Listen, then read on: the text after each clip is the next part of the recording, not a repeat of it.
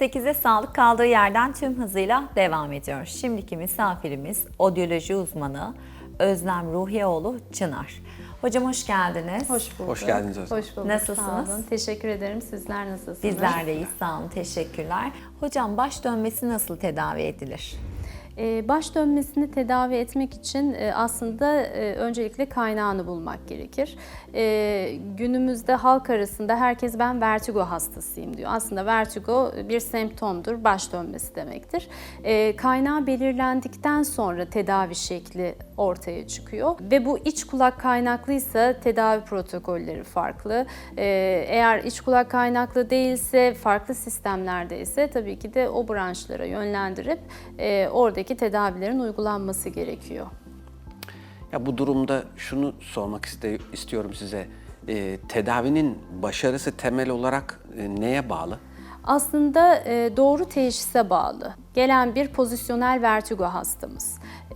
Normalde manevralarla düzelmesi gereken, daha kısa sürede sonuç almamız gereken bir vaka.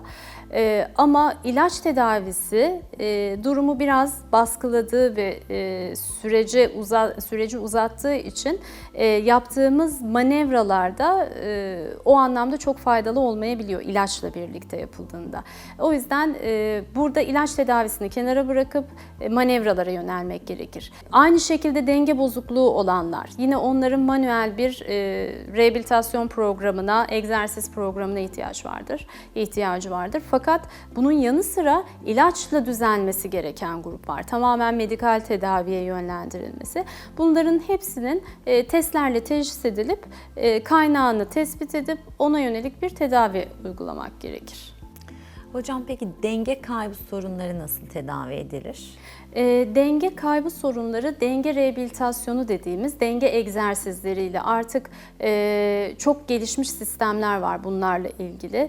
Öncelikle hastanın genel denge analizi yapılıyor. Sistemsel olarak dengeyi sağlayan bütün parametreler bakılıyor. Görme bunun içerisinde, iç kulak bunun içerisinde ya da kas iskelet sistemi, servikal dediğimiz boyun kısmı, bu bölgelerin hepsi değerlendiriliyor. Herhangi bir noksanlık tespit edildiği anda da ona yönelik kişiye özel protokol hazırlanıyor.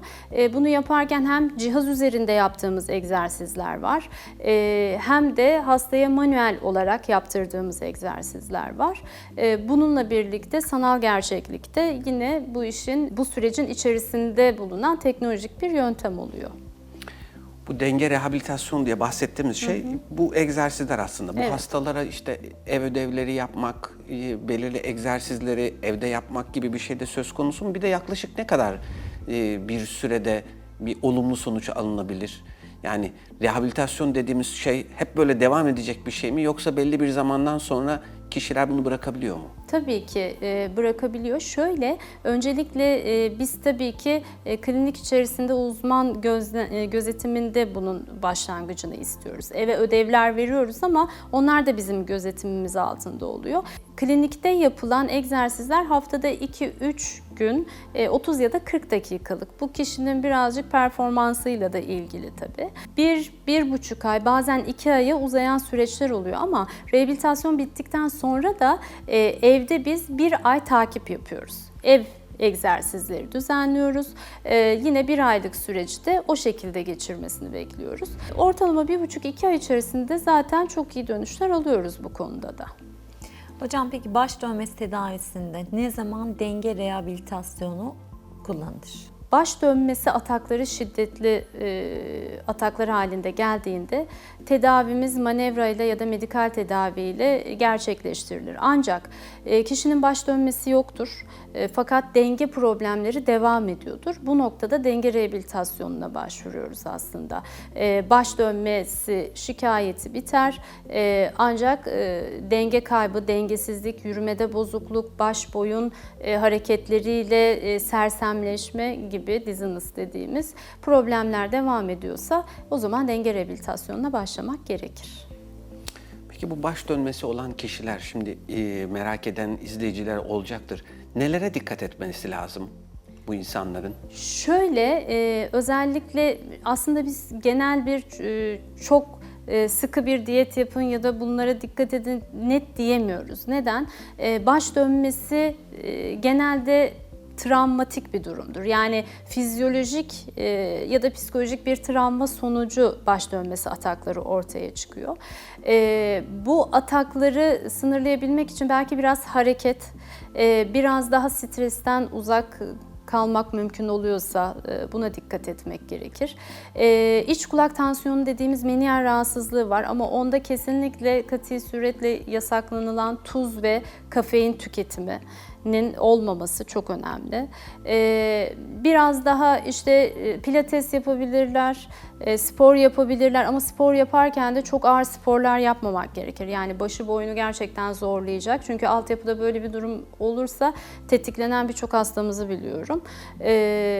Bu sebeple hani biraz hareketliliği arttırıp masa başında çalışanların boyun egzersizlerini, boyun kaslarını güçlendirmeleri ve eğer ki hani hiç baş dönmem olmadı ama ben de yaşar mıyım böyle bir vertigo atağı gibi bir durumu da öngöremediğimiz için hani o gruba da özellikle şunu yapın demek de biraz yanlış olur. Çünkü kaygı bozukluğuna da yol açıyor bu durum. Yani onu yapmayın, bunu yapmayın şeklinde bir ayrım yapamıyoruz ama genel olarak hareket ve spor çok ters hareket diyoruz ya hep işte bu genelde baş dönmesi atağı yaşayan gruplarda bir pilates yaparken bir amuda kalkmamasını tavsiye ederiz tabii.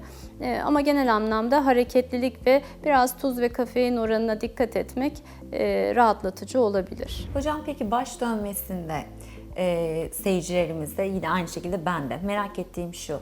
Günde kaç defa başımız dönerse ya da ani hareket yaptığımızda neye göre hekime danışmalıyız? Çünkü aç kaldım, kahvaltımı geç yaptım ben ondan başım döndü. Stres oldum ben bundan başım döndü ya da aniden kalktım, ters baktım, ters hareketti şeklinde kendi kendimize telkin verdiğimizde oluyor. Ya da yanımızdaki arkadaşımız bak bu hareketinden dolayı diyor. Neye göre dikkat etmeliyiz, hekime danışmalıyız? Bu konudaki öneriniz nedir? Aslında şöyle iç kulak kaynaklı baş dönmeleri öyle çok anlık saniyelik olup da bizi böyle bir anda oldu geçti diyebileceğimiz baş dönmesi çeşidi değil.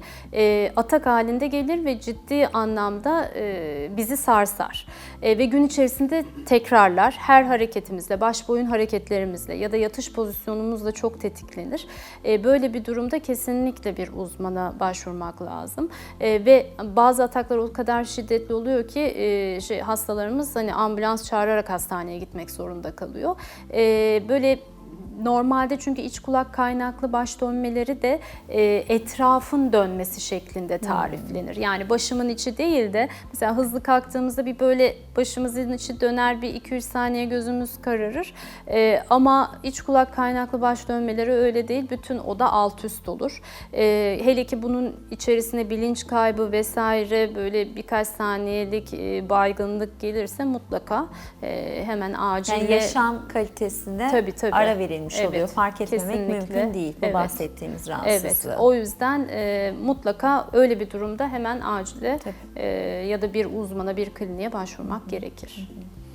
Bir ortostatik hipotansiyondan da ayırmak lazım. Tabii ki o da çok önemli. Yani bu çok önemli. Hani şu anda siz yataktan kalkınca bu tarif çok iyi oldu bu anlamda. Yani hangi baş dönmesi gerçekten tedavi gerektirir, hangi baş dönmesi selim bir rahatsızlıktır ayrımını yapmak lazım sanırım, değil mi? Kesinlikle. Şöyle ki tabii ki de tansiyon, zaten bir tansiyon hastasıysak biraz kendimizi biliriz. Hani tansiyonum çıkmıştır ya da tansiyonum düşmüştür şeklinde.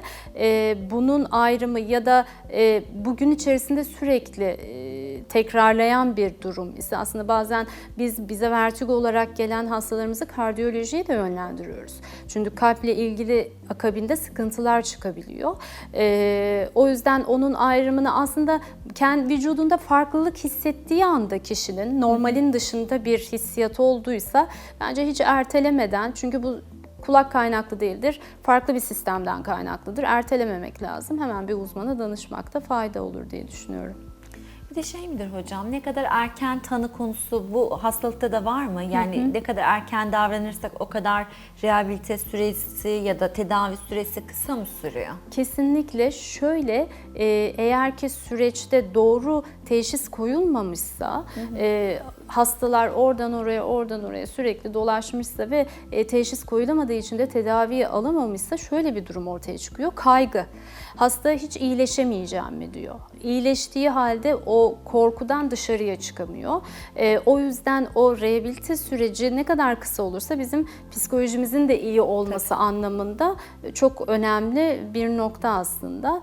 Bu yüzden bence farklılığı hissettiğimiz anda başvurmak, doğru yere başvurmak. Yani bir de komşum önerdi şu ilacı içtim, arkadaşım önerdi bunu yapmamak içtim lazım dememek kesinlikle. lazım. Kesinlikle bir hekimin tavsiyesiyle bu ilaçlar kullanılmalı. Kesinlikle. Çok teşekkür ederiz. Rica ederiz ederim. hocam. Çok teşekkürler Ben teşekkür Özlem Hanım. ederim. İyi ki Sağ geldiniz, olun. iyi ki katıldınız. Sağ Güzel olun. bilgiler verdiniz. Evet, 8'de Sağlık'ta bugünkü misafirimiz odyoloji uzmanı Özlem Ruhioğlu Çınar idi. Kendisiyle baş dönmesinden, denge kaybı sorunlarından, bunun tedavi süreçlerinden bahsettik. Çok keyifli bir sohbet oldu. Evet, 8'de Sağlık kaldığı yerden tüm hızıyla devam ediyor.